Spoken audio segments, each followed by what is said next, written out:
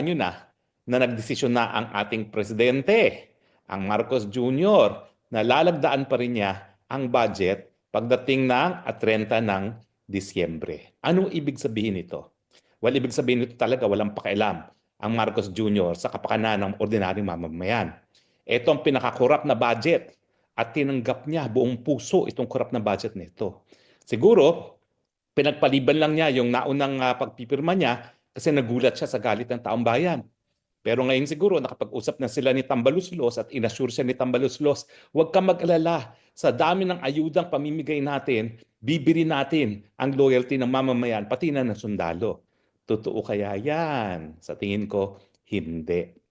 Pero malinaw na malinaw po ang pangunahing mensahe.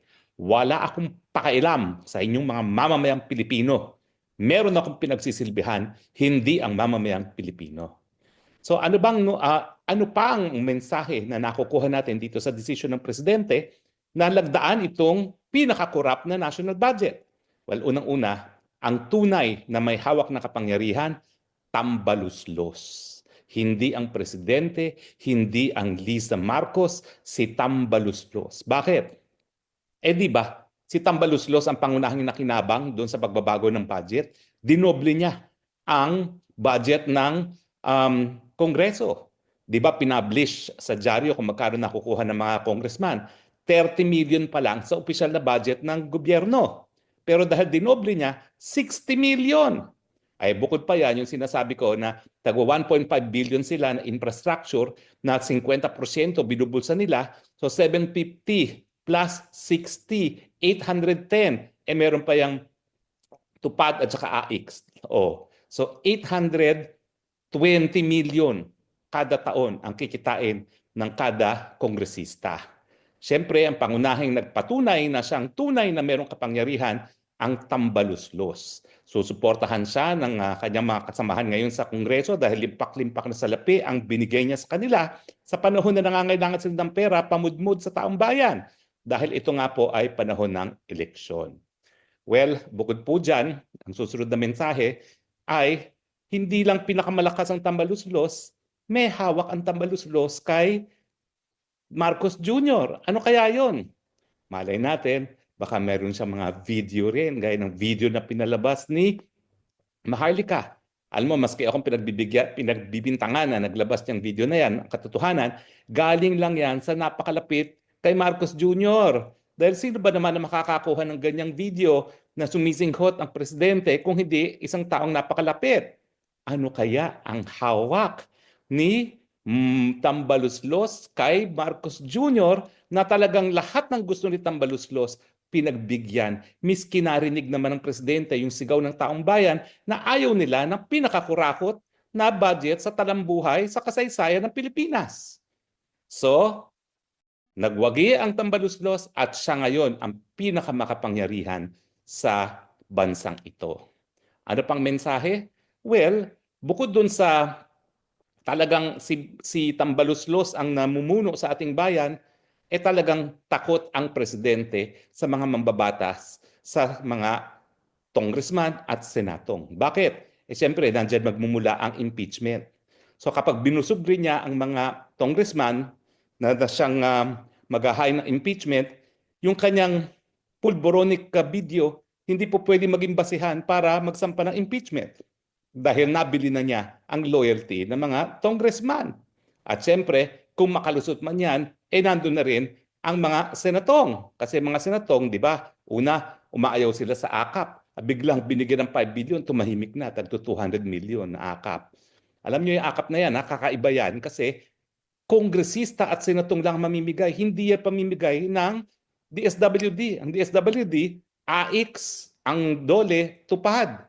Pero yung AKAP talaga, mga mambabatas lang mamimigay niyan, nalabag doon sa desisyon sa kaso na hinain ko.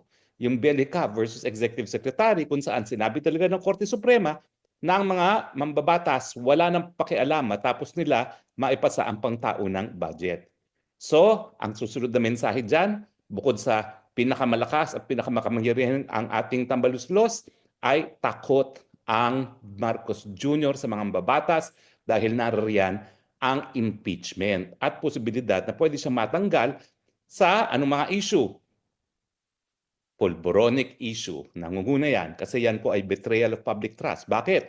Trabaho ng presidente na magpatupad ng batas. Kapag di mo pinapatupad ng batas, syempre, betrayal of public trust yan. Pangalawa, yung paggasta ng pera ng PhilHealth na sang-ayon doon sa batas na aking sinulong, kaya alam ko yan inside and out, hindi po pwede gamitin kundi para pababain lamang ang mga contribution ng mga miyembro o di man kaya taasan ang mga benepisyo ng miyembro. Hindi yan po pwede ibalik sa national government at pondohan ng unprogrammed funds. Okay? So, yan ang napakalakas din na mensahe.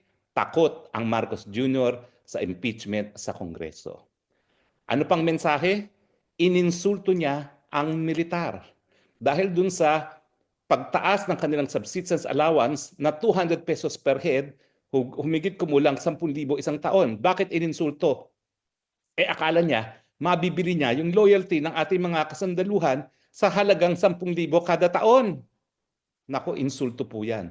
Dahil alam niyo itong mga militar na ito, bago sila pumasok ng militar at pagkapasok nila ng militar, isang paan nila nandun na sa libingan. Dahil inaalay na nila ang buhay nila sa inang bayan.